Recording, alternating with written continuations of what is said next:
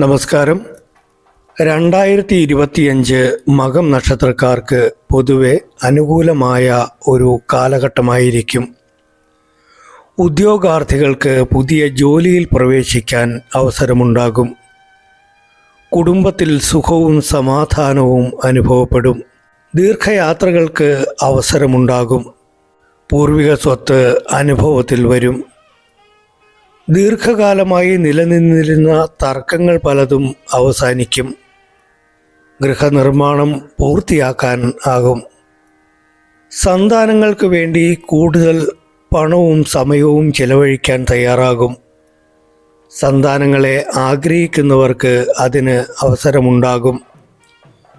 കുടുംബത്തിൽ മംഗളകർമ്മങ്ങൾ നടക്കും. വാഹനലാഭം ഉണ്ടാകും. ആഡംബര വസ്തുക്കൾ, ഗൃഹോപകരണങ്ങൾ ഇവ വാങ്ങാൻ പണം ചെലവഴിക്കും. ആരോഗ്യരംഗത്ത് പ്രവർത്തിക്കുന്നവർക്ക് അംഗീകാരങ്ങൾ ലഭിക്കും. ആത്മീയ കാര്യങ്ങളിൽ താൽപ്പര്യം വർദ്ധിക്കും. വർഷത്തിൻ്റെ ആരംഭഘട്ടത്തിൽ അപകടങ്ങളെ കരുതണം. ശത്രുശല്യം വർദ്ധിക്കും. അപവാദങ്ങൾ കേൾക്കാൻ ഇടവരാം. കേസുകളിൽ അകപ്പെടാം. അനാവശ്യ ദേഷ്യം കലഹങ്ങൾക്ക് ഇടവരുത്താം. അതിലൂടെ മനോസുഖം നഷ്ടപ്പെടാം.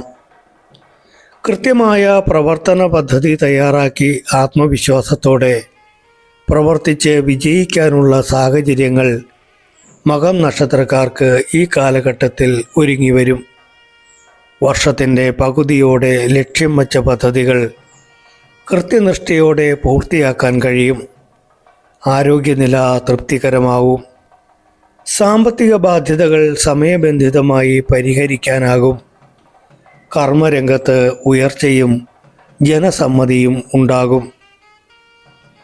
ഓരോ വ്യക്തിയുടെയും ജാതകപ്രകാരമുള്ള ദശാകാലം, അപഹാരം, ഛിദ്രം, ഗ്രഹങ്ങളുടെ ഉച്ചനീച ക്ഷേത്രാധിസ്ഥിതി, ജീവിക്കുന്ന സാമൂഹ്യ സാഹചര്യങ്ങൾ, പ്രായം ഇവയൊക്കെ പരിഗണിക്കുമ്പോൾ ഈ ഫലാനുഭവങ്ങളിൽ ചില മാറ്റങ്ങളും ഏറ്റക്കുറച്ചിലുകളും സംഭവിക്കാം.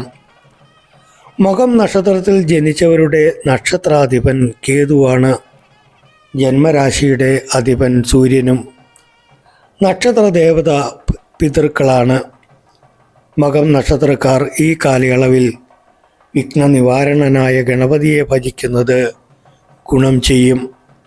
വസ്ത്രങ്ങൾ തിരഞ്ഞെടുക്കുമ്പോൾ ചുവപ്പ് നിറം ഉൾപ്പെടുത്തുന്നത് നക്ഷത്രാധിപനായ കേതുവിൻ്റെ പ്രീതിക്ക് സഹായകരമാകും. ഓം പിതൃഭ്യോ നമ എന്ന മന്ത്രം ദിവസേന ഭക്തിപൂർവം ജപിക്കുന്നതും സത്ഫലങ്ങൾ അനുഭവത്തിൽ വരാനും ദോഷാനുഭവങ്ങളുടെ തീവ്രത അനുഭവപ്പെടാതിരിക്കാനും ചെയ്യാവുന്ന ഒരു മികച്ച പരിഹാരമാണ്.